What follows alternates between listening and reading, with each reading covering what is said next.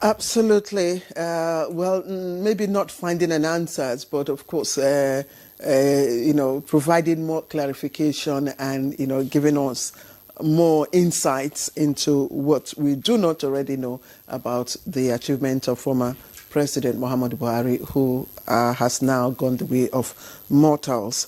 So it's part of our, tributes to the late president. So let me quickly introduce our guest in the studio here, Professor Ken Ife, who is a development economist, and I must really appreciate him, especially whenever we call upon you. You do not hesitate to, answer our call at whatever time. Thank you very much, Always Professor a pleasure Ike. for me. NTA is proud of you, and we appreciate you. Thank you. Yeah. So, Prof, we're glad that you could make it this morning, and what we are looking at is the legacies, the impactful legacies that the late president, they left while he was in the office, and from education to agriculture to economics and all that. You being an economist from a development economist viewpoint, how transformative were the legislative and constitutional reforms under President Buhari's administration, looking at, let's assess the economic impact of some of the executive orders issued under the Buhari's administration? Quite a few things, to enumerate, quite a lot. But anyway, let me begin with stomach infrastructure. Because all the wisdom begin from what you could put into yours. Yes. So we were having over $12.5 billion deficit on import of food. And if you want to remember Nigeria's agricultural achievement, people say, oh, groundnut pyramid. But under him, we had rice pyramid. Yeah. So when he launched that, he said, eat what you produce and produce what you eat. That was credited to him. And he meant it. Because he made sure resources went in, millions and millions of farmers, smallholder farmers, breeded under him. And then there were a multitude of cooperatives organizing them under Uncle Buhari's program. So we created those structures, and then there was a diffusion of resources to those for us to be able to dent the import of rice and maize from about 20-30% dependency to about almost 78%.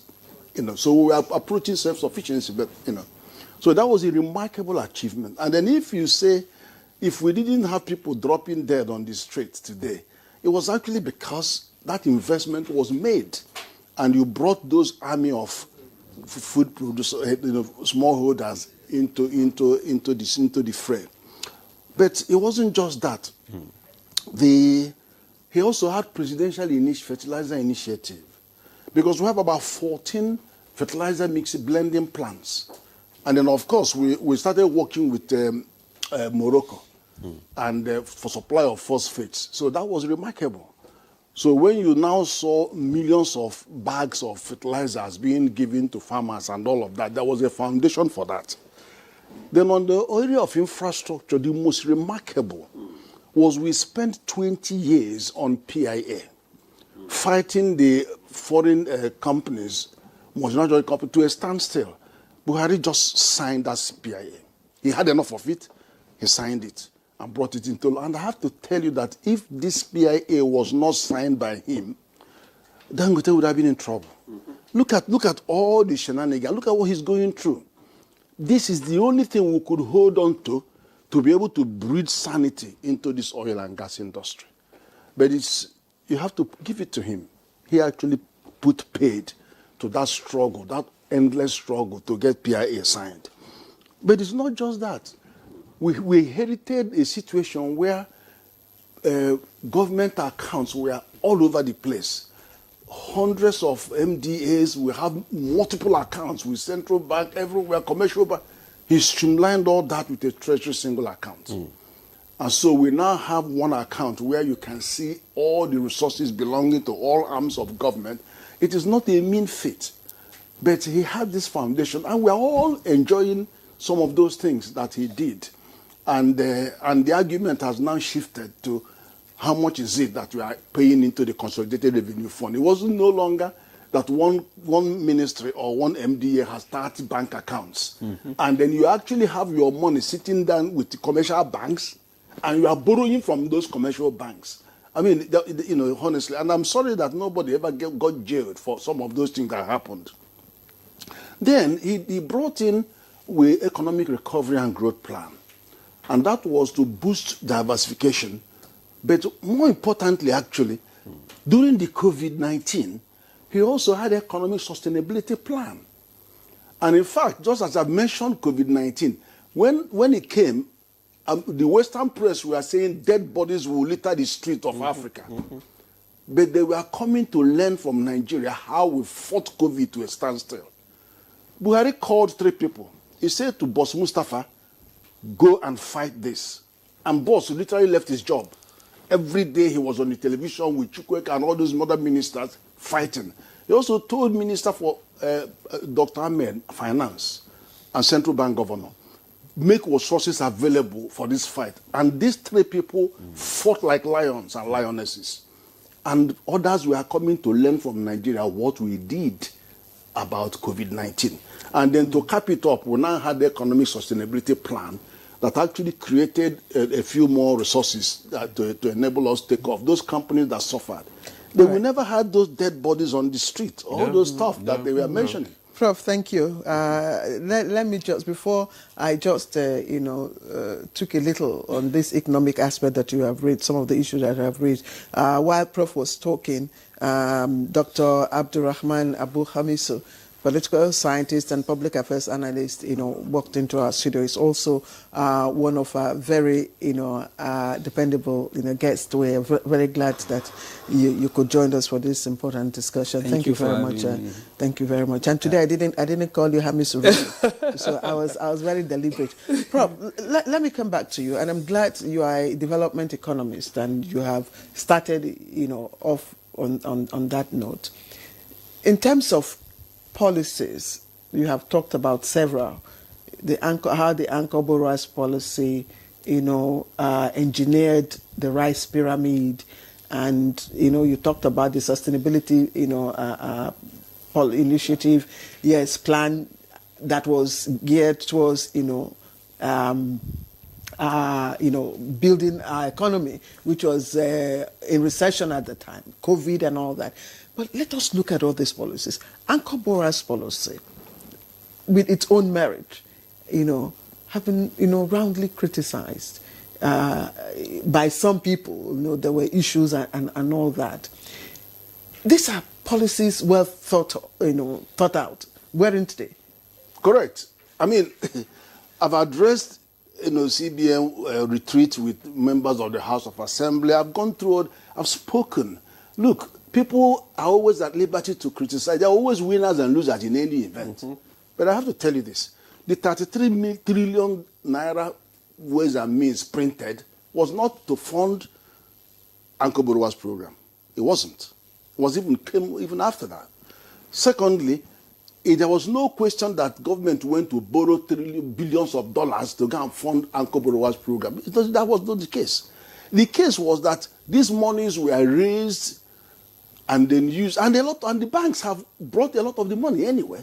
Because if you don't want to spend the time here to give you the details of what actually happened. But the fact of the matter is that CBN de-risked some of those, and then the banks used some of their money, and there were other monies that were used to bring, and then he just made sure that so eventually they will still have, when you go for millions and millions of people and put resources in their hands, there will always be non-performing loans and all kinds of things, but the end justifies the means. We had rice pyramid. We had massive injection of resources that actually hit the ground. Because remember, our biggest problem, even the agriculture people right now will tell you, our biggest problem is last mile. How to deliver government largesse to the last mile. Government shares things, shares borrows money, but does it actually hit the last mile? That is what the challenge that we always had. So that is part of it. But there is another thing too. He actually brought commercialized NNPC as a result of the PIA.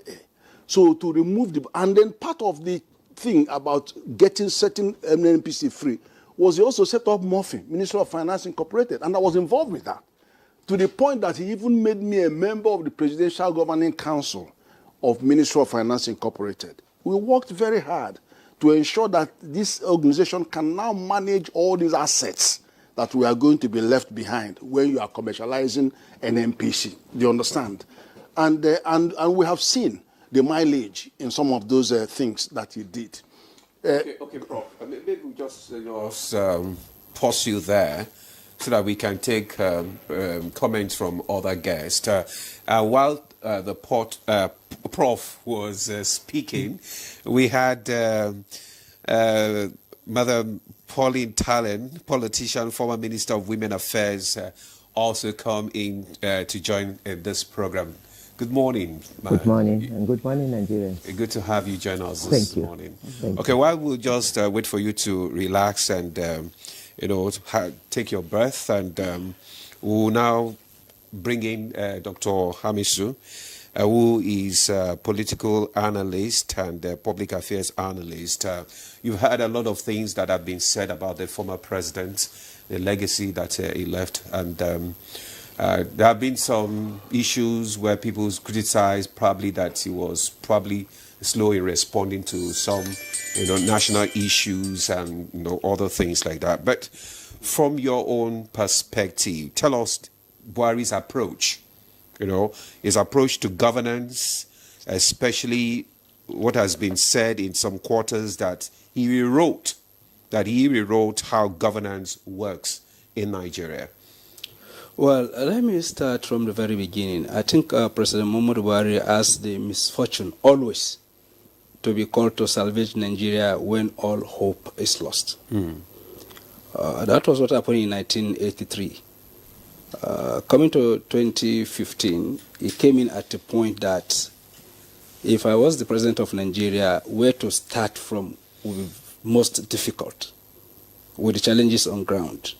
So I think his approach to governance is always dictated by the problems he is to address. So when he came in 2015, I think the most basic thing that every country should do, we're not doing it. About 27 states could not pay a salary. As at the time he came in, that was how bad it was. As civil servants or public servants, once it is started, you know that you have additional 10 days to go before you get your salary. And monies were being borrowed for consumption purposes to pay salaries, not to fund infrastructure or anything. So where he started from was, how could he be able to gather some funds to be able to address the most basic problems? So nothing was even in the coffers. And that was the question he was asking, where is the money? And people were joking about the whole thing. But it was a serious thing. So it started without ministers, just to conserve resources. Even the presidential motorcade, his own official vehicle, he could not change it. So this is to tell you the kind of person he is, that he places public interest over and above private interest. And if there is anything that has destroyed Nigeria today, is misalignment of interest. The pursuit of private interest in public spaces that we are calling corruption, where people go into government, with a mindset, public-private partnership. And what do I mean by that? The kind of resources they need to fund their lifestyle is not always available to them. So once they get into government, they see it as an opportunity to enjoy things that ordinarily they cannot pay for. So you can't charge President Muhammadu Buhari with this very particular flaw in governance that we are always witnessing in Nigeria. So it was methodological in the sense that he tackled issues based on what he thinks is the right thing to do. Also, for instance, like the issue of framework to govern this country. So when he came, what he did was, the transition committee, by the time they hand over the notes to him, he took his time to go through, and people were criticizing him. No ministers. He said, what are the ministers coming to do in the first place? And then we do not have resources to start paying them, buying new vehicles for them, and so on and so forth. So he needed to conserve these resources. And that was what was responsible for his not appointing ministers from the very beginning. Not because he wants to do the job alone. He knows he cannot do the job alone. But again, he went further to give us one of the most important things that I've ever seen in the history of this country. Apart from the development plans of the 1970s, which is the economic recovery and growth plan that Prof mentioned. If you study that very particular document, you come to realize that in terms of planning in this country, looking at the metrics, looking at the deliverables, you come to understand the fact that a lot of work has gone into it. And then as a corollary, there was the ease of doing business, which is to augment the economic recovery and growth plan. And what was all of this trying to achieve? So for instance, if it takes the same amount of speed to move our goods, let's say from Mombasa to the Kenyan capital, right? Say 10 hours. Okay. In Nigeria, it will take 15 hours because our infrastructure, especially roads, were bad. And that is when President Muhammadu Buhari, together with his team, came up with Sukuk funding. And this Sukuk funding, wherever you go in Nigeria, you will see signposts that is telling you Sukuk, 100 kilometers. Now, the interconnectivity, like the Second Niger Bridge, for instance, it has been in the working since I was not even born. But he was the only person that was able to deliver it. President Goodluck Jonathan tried and did everything he could. I think it was even the design that was able to be achieved under his regime. But when President Muhammadu Buhari came, before you could say Jack, he was able to deliver that very particular bridge that has been lingering for so many years. Now, if you take Bodo-Boni corridor, the people around that corridor, they transport their goods on the ocean. It was a very difficult terrain. But because he's a man that places public interest over personal interest, he delivered that road before you could say Jack, or way to bridge. I'm just telling you in terms of interconnectivity, in terms of laying foundation for infrastructure. If you're traveling between Niger State and Kwara State on your way to Lagos, Mokwa was a dead zone. And you find trucks falling off the track. And what did he do? Now, he was able to, that section of the road that was the weakest link, he was able to do. So I can go on and on and on in terms of economic connectivity. And coming to agriculture and the Aquaboras program, it is a well-thought-out program. Now, farmers are complaining. We're not having support. And what did he do? Okay, President Jonathan laid the foundation in terms of the concept of Aquaboras program. But he came, reviewed it, and then gave it all the necessary foundation to move. And it was a support to a whole value chain. And as Prof said, that very particular thinking of, okay, let us have food sufficiency, let us not be importing rice, because if we are importing rice as a staple that we are eating, then we are creating jobs for the people of Laos, for the people of India, for the people of any country that we are, including beans that we're importing from Burkina Faso. We stop all of those, and then we're able, for the first time, to see development in that sector from the farmers that are farming to agro-allied product that is supporting the subsector, to millers who are the off-takers, because it is designed, you produce from your farm, then that is why they say anchor borrowers. Then you have people that are milling. Then you people go into agreement before you even farm, which means there is a market for that. Then to the retailers, then to the fertilizer blending plant you're talking about. So just one item was able to produce multiply effect to the extent that we were able to have rice sufficiency. And we are thinking what happened is, assuming we were importing rice when COVID struck, what will happen? Let's just, it's better imagined. Dr. Hamilton, it's better imagined. Thank you. And, you know, everybody, not just today, you know, since Monday, we've been talking about, you know, legacies of the former president. So many things that we didn't even know, we didn't even realize. One would have thought that by now it would have been El Dorado for Nigeria, you know, but it's not. So I'd like to bring in Dame Pauline Talon, and I'm glad you could make it. I've been putting calls across to you. You were in Dara yesterday, and I'll just start by asking you, what emotions the funeral rites, instill in you? What kind of emotions? And in the tributes that followed, that poured, we heard the tributes. What were the main legacies, that you could pick from those tributes? Thank you very much, Claire, and good morning, everyone. Yesterday was one of the darkest days in history as we witnessed the putting to rest of our dear president, father and mentor, late President Muhammadu Buhari. We were moved with emotions, and it came so sudden. His death was another big surprise, and it was part of who he is, because he is a man full of unassuming. He's unassuming in many ways. Late President Muhammadu Buhari is a phenomenon. He is a true Nigerian elder statesman, a true patriot, a man who loves Nigeria with all his heart, a man who loves women and children. I remember in the wake of the COVID-19 and the lockdown, I ran to him and cried that sexual gender-based violence was becoming so prominent.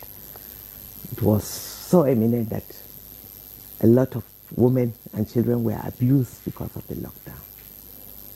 And he immediately responded. And that same day I presented the matter in council. He declared a state of emergency on gender-based violence, and he gave us all the support to fight gender-based violence in order to protect women and children. He was a family man, a very committed man who placed family values first. He was a true father,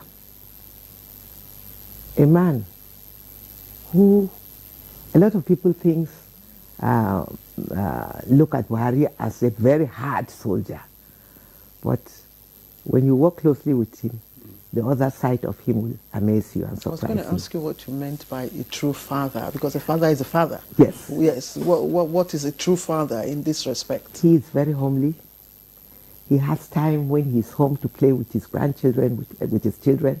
If we come in and he sees us, he takes time to crack jokes and make everyone feel relaxed.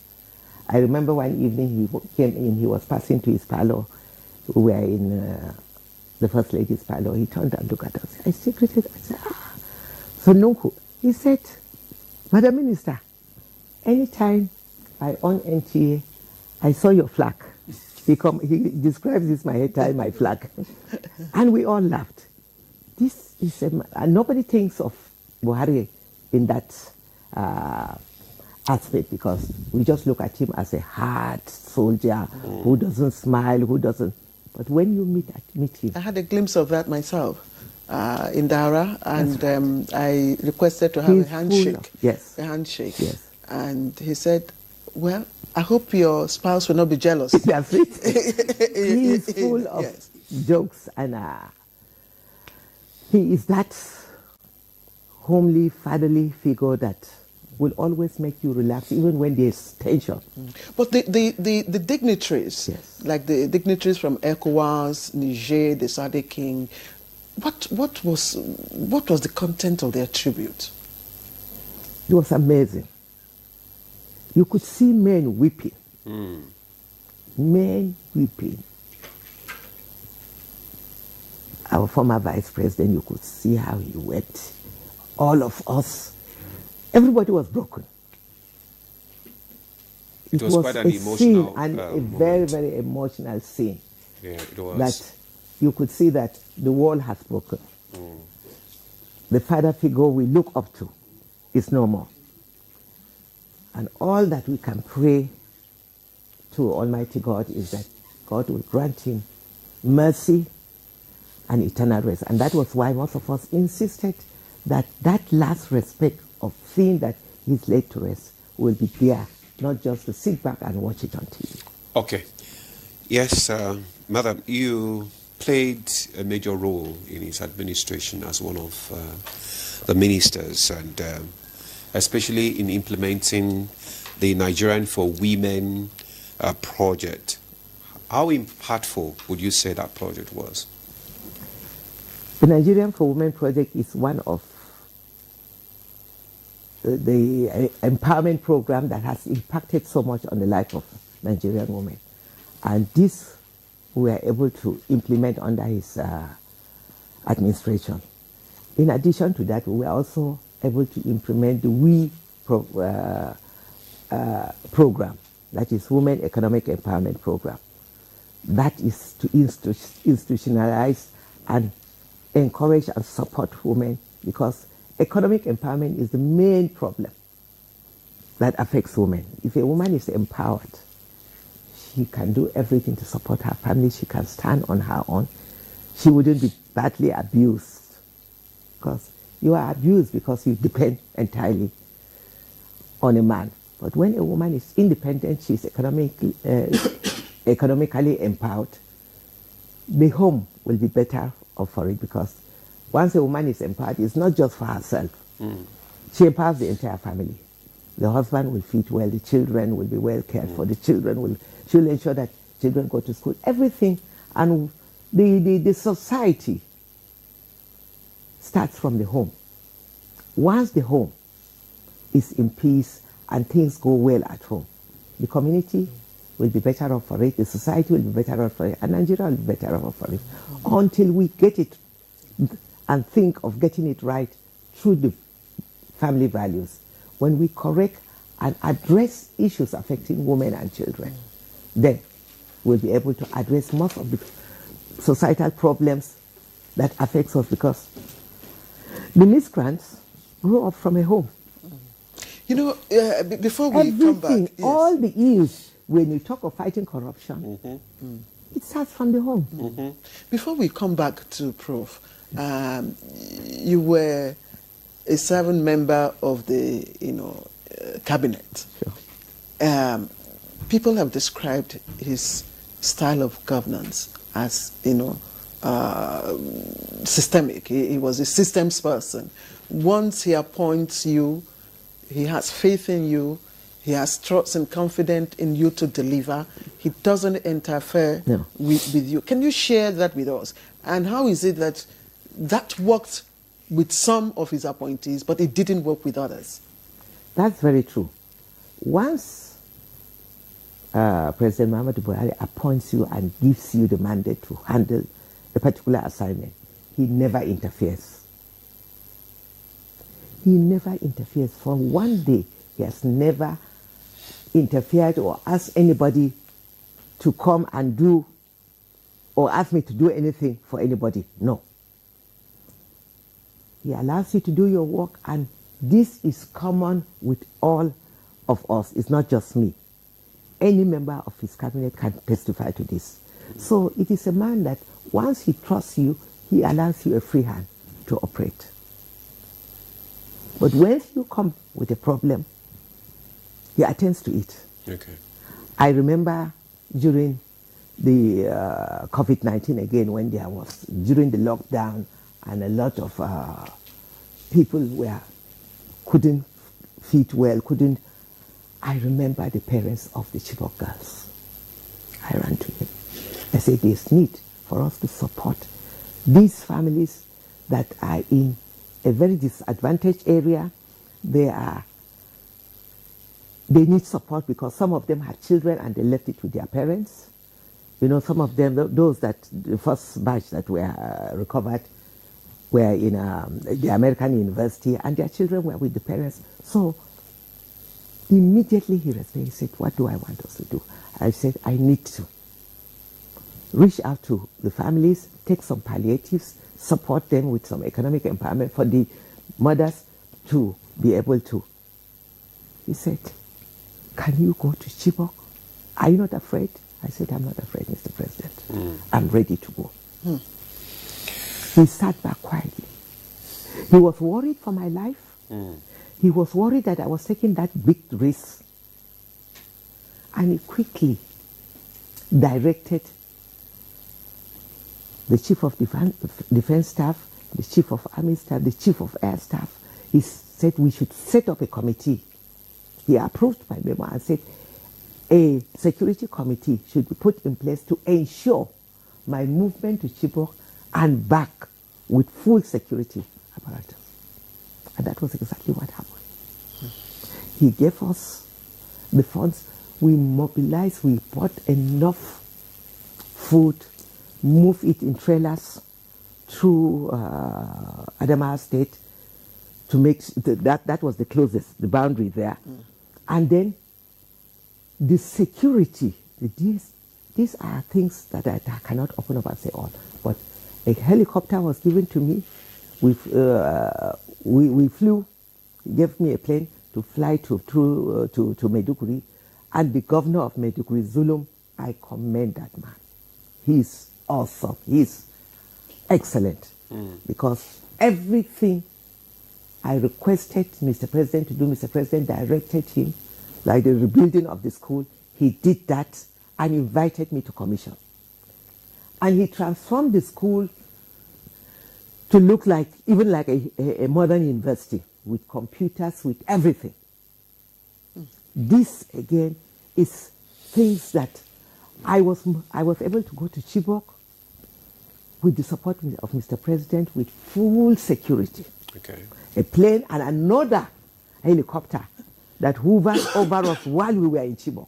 They gave me time. Just to ensure that Just you to ensure achieved that the objective, and I was secured and brought back. And when I came back, he said, congratulations. He smiled. He said, you moved as a gallant soldier. And he laughed. And we all laughed. He was. Yeah, that is to show you how caring and fatherly he could be. Yeah, madam. Thank you so much.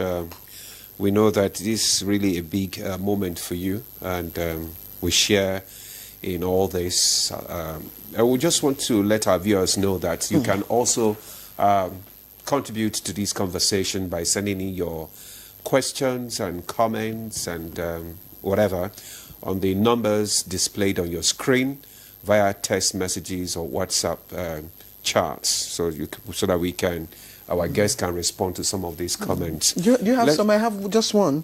You have one? Yes, I just have one, but it has no name. Please, when you send your messages, do indicate where you're sending it from, your name and where you're sending it from, because what I have here doesn't have. You want to read it now? Yes, it's just a commendation. Okay. I said mine is really to appreciate President Chirimbu for according the ex-president state burial and being there personally with his family, cabinet members, and all dignitaries. And I think okay, I have this one also. This one is from Ismail Seidu Lawal from Sakro, Gwarimpa, Abuja. It says, to be sincere, late President Buhari left a huge legacy to the nation, which will never be forgotten, most especially to his family members. I pray Allah's grant him paradise. So, well, that's it for that. The messages for now. So let's. Okay. You have a question? Yes, I bring in Prof. Okay, you have a yes, Prof. Let's look at again the economy when the former president came to office. The exchange rate.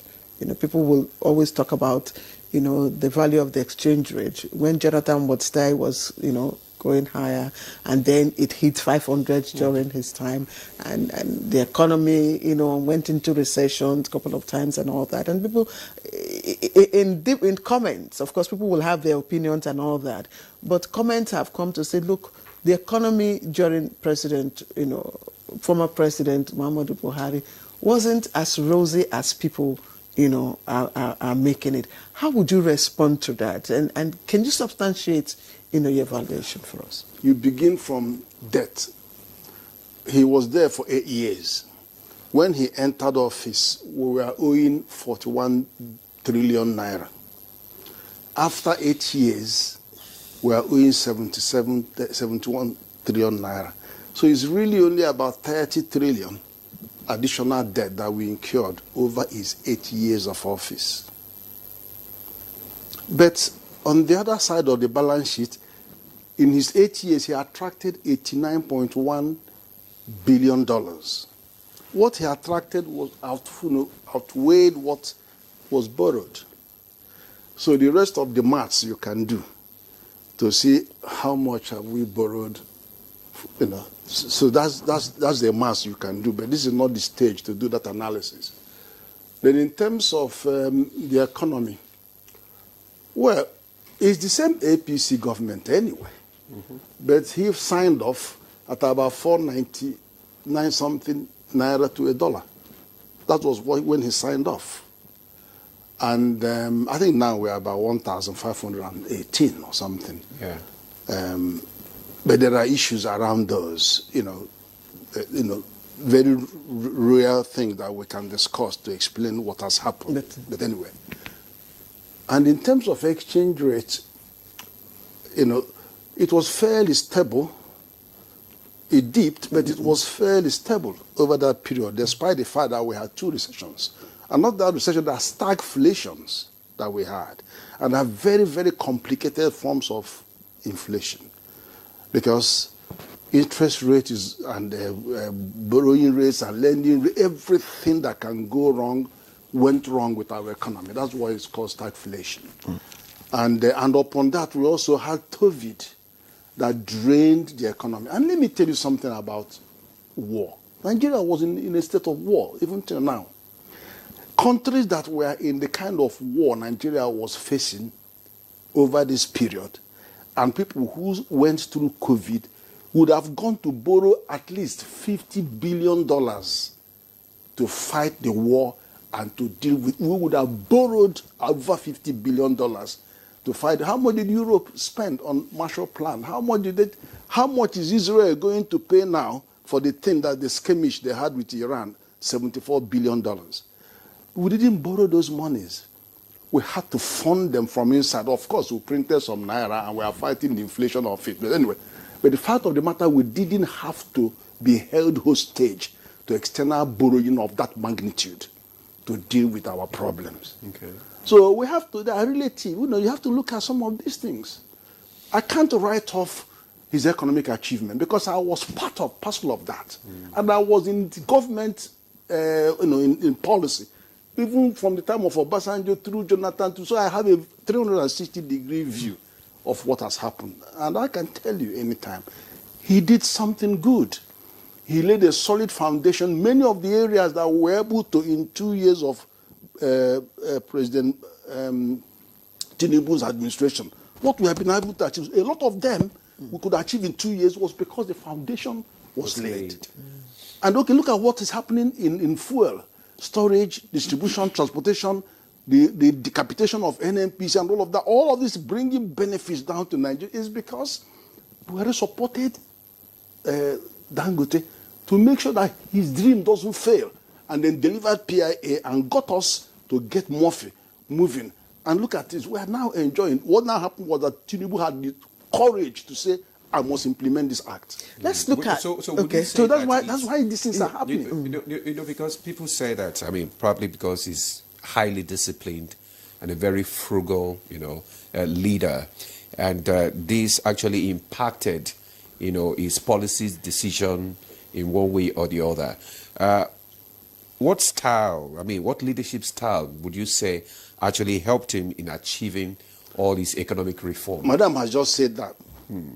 The leadership style of, once you are convinced of somebody's integrity and competence, let him do the job.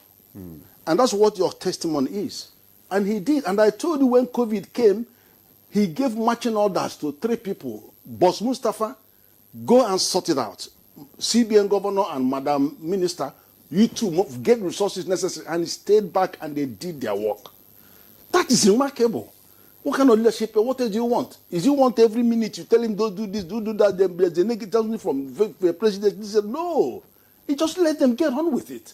And the next day they keep bringing memo to him to approve. Memo to him to approve. And he knows that they're staying on course. Nothing makes a minister more confident than he knows that the president has his back. Okay. You understand? But I'll tell you something else. Yeah. just to tell you the kind of man he is, when we were in a position to sign for AFCTA, the private sector revolted. We didn't know about it. We were not consulted. He stopped the process for 1 year. We had to go around and talk to everybody and consulted with everybody before he now signed that AFCTA. But in the same way, when we went to COP21, Nigeria wasn't prepared. And he gave orders, and they quickly did the framework agreement on climate change, did our COP22, Nigeria was shining. You know, this is when you say you want this done, the people, they do the things that they want them done, not going forward and backwards and this and no. He gets it done. Some people might have a different opinion about this. Certainly, a systems person is the way to go. But then there were, loopholes that, gave rise to certain issues. But I want you to talk to us about the IPPIS that, the TSA and other, policies that came up, and how that would form a solid foundation for the present administration. Because those were issues, initiatives to fight corruption during his term. Yeah, what he did was actually, there are two sides of this equation. We always say that there's fiscal dominance over monetary policy. The two sides is getting your house in order. Because you need to see what happened during him was like what happened to Obasanjo in 2005 when they were trying to collect the debt owed by local government, state government, but they didn't know. Everybody was owing everything. They set up DMO. In 2002, DMO now started collecting this debt. For the first time, Nigeria could see what exactly Nigeria was owing. And then they started publishing it monthly by monthly and all of that, and you have borrowing plan and all that stuff. That was sorted out. And then eventually Obasanjo paid out 18 billion and got forgiveness, all that stuff. He cleared all that. This was the same thing we had when he faced TSA. You have banks. The government, when they look through, they see so much money being held by commercial banks. Ministers, and they will give money to bank to give interest, and then they will go and borrow from bank to do the project. What kind of thing is this? I'm not going to get that people don't go to jail. Now, so what he's done was to tidy up that side of the equation, to now say, we streamline that, and then the next phase from that was now collecting money from MDAs, because according to the law, Fiscal Responsibility Act 2007, all these MDAs that are revenue generating should retire 80% of their profit to government, and then they keep 20%. So he was on that battle to get them to start returning. So that was the big battle that we are fighting before the administration now came in. But there is still a big one that is left untouched, which is about why will you borrow hundreds of billions of naira to fight corruption when you actually have a law, Fiscal Responsibility 2007, that prevents civil servant or public servant touching 1 naira of government money? That is the area that is still not done, that needs to be addressed. Because you're just wasting money. Okay, Prof. Because of time, we just have to interject you there. We have some comments coming here. Let me just read this so you can read so that Dr. Amisu can just respond to some of this. This one says, this one is from, it says, good morning. President Muhammadu Buhari was a great man, an officer and a gentleman. May Almighty Allah forgive his shortcomings and grant him eternal rest. My condolences to his family. Adieu, PMB. This one's from Chike. Chike is from Warri, Delta State. It says, the large turnout at Daura to pay their respects to the late Muhammadu Buhari, coupled with the emotional displays from dignitaries, speaks volumes about his impact. May God forgive his shortcomings and grant him eternal rest. And this from Cyril JP from Katsina. He says, indeed, Nigeria lost a hero. May God Almighty comfort Nigerians. Amen. Okay, I'll quickly go through some of the ones I have, and very fast too. This is, again, Stephanie from Lagos. I'm really enjoying today's discussion. May the soul of the deceased, rest in peace. God bless you all. Thank you, and you too. Buhari has done so much for this country. War against indiscipline, war against corruption, eat what you grow what you eat, which made Nigerians to go back to farm, and that led to diversification of Nigerian economy. A selfless leader, a father, may his gentle soul rest in General to Fidaus. May Almighty Allah forgive his shortcomings. Fatima Musa Jumaire, I hope I got that correct, forgive me. Jumare, thank you. Ben Ozo, his political economy of economic nationalism. He closed the border not to punish Nigerians, but to boost domestic economy and agrarian agriculture. Ben Ozo, thank you. Kefas Irame from Maiduguri. President Buhari is one of the best presidents Nigeria produced in terms of his policies and programs that will impact for long. I pray God will grant him eternal peace. Amen. Tribute to the masses leader. May his gentle soul rest in peace. In Jesus' name. Joshua from Makodi, thank you. Good morning. I want to commend the former Minister Paul Ntalen for her loyalty to late President Buhari and his family and standing by them in this time of grief. May God reward her. Abdul Ibrahim from Garki. And in memory of late former President Muhammadu Buhari, may his legacy of unwavering integrity, upcoming youth to strive for excellence and honesty. Let us honor his commitment and let his example guide us in building a brighter future for Nigeria. That's Dr. Mustafa Mohammed Abubakar from FCT. And lastly, from S.I. Madaki from Kuje, may Baba's soul rest in peace. We, the youth of Nigeria, will never forget his transparent and successful End Power program.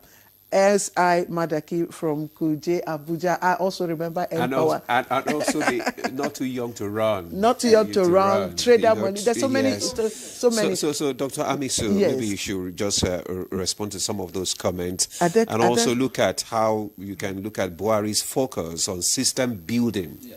System building over populist, politics. Yes. When somebody is disciplined and is strong-willed and is shaped by his own understanding of issues and events, working together with people, I think it's one of the things that we are canvassing, because there is some element of discipline in the military. And in the military is systemic. You do your part, I do my part, but there is no any reason why you should delay your own responsibility beyond the hours you're supposed to work. And as such, it has good side and has bad side in the case of Nigeria. Now, as a system person, you believe in the system. You believe everybody should play their role. And then once you understand the fact that giving all the necessary support anybody can deliver, then you allow them to operate their realm as defined by their jobs. And then yours is to support, as them said. But again, it's open to abuse in Nigeria, especially where this issue of public-private partnership is really entrenched, where people have at the back of their mind that I'm going into government, I need to make 2 billion before I leave government. Now, without proper supervision, that used to open rooms for abuse. And I think some persons took advantage of President Muhammadu Buhari in that regard, because he trusted a lot of persons and he gave them all the necessary support they needed to deliver. But what happened? Some of them are still explaining to the authorities in ICPC. So those that left intact were people of integrity that equally believe in the president's vision and they key into it.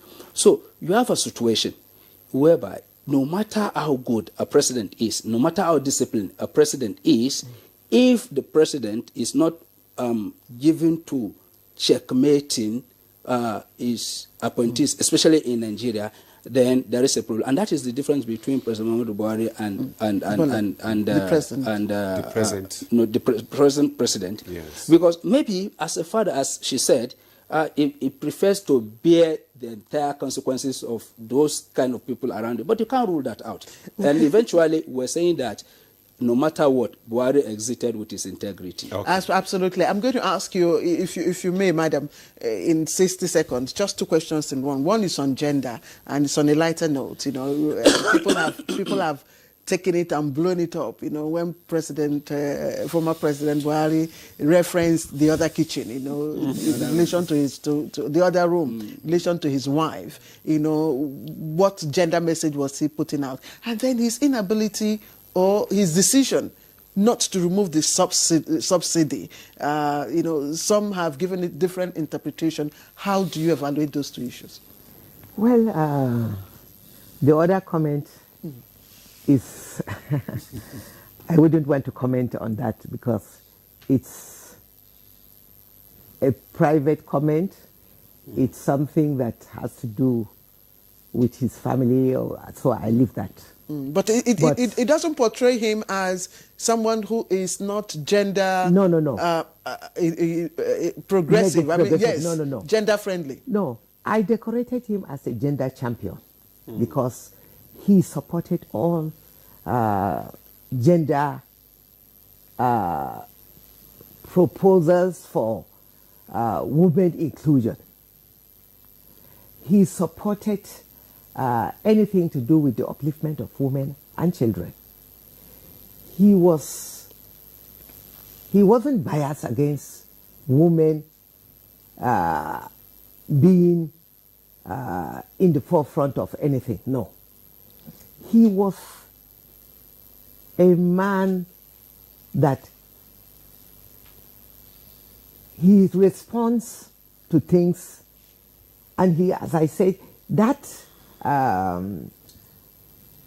aspect of his life that throws in fun, that is what leads to that, making that earlier comment of the other room.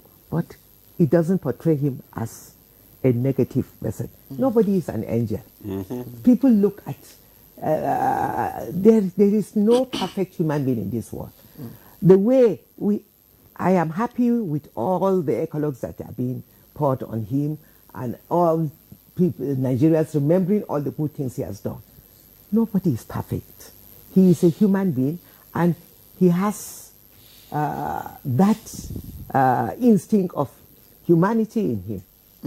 And he is not an angel and he cannot be perfect. He has done his very best. He has done his very best and nobody is and an nobody angel. Can fault or condemn him for certain things. But for issues that affect gender, women and children, I know that he was there for us and he was never against women. He was never antagonistic to women or children. All right. Thank you so much, madam. Unfortunately, we just have to, stop here because we have another topic that we need to, discuss this morning. Just let me say thank you so much, Dame Pauline Talem, politician, former Minister of Women Affairs. Thank you so much for coming this morning. Okay, for coming this morning to this program. We appreciate your contribution this morning. Also, we want to thank Professor Ken Ife, development economist. Thank you so much, Prof. Thank you. For always being there. Me. All right. And also Dr. Abdurrahman Abu Hamisu, political scientist and political affairs analyst. Thank you so much. Thank you for having me. Okay. You want to say... Okay, just in 30 seconds. Yes. I want to sincerely, what I saw in Dora yesterday, I want to sincerely start by thanking Mr. President, President Tinubu, his wife, the entire cabinet were there to honor the president. Nigerians honored him. The National Assembly were fully there. Both his cabinet and the president cabinet, the overwhelming state burial that was given to my late president is highly commendable. So I want, on behalf of his cabinet, to sincerely thank Mr. President, thank the First Lady, thank all those that were there to support us in giving him this last respect. It was overwhelming, and I appreciate that because All right. it's better to celebrate. I wish the president would come back to life to see what happened Yes, yesterday. we are celebrating his But passage. I am happy actually. that Nigerians are celebrating his passage. Thank you so much, ma, for that comment. So we'll take a break now, and when we come back, we'll look at the role of ethical communication in public relations. Stay with us.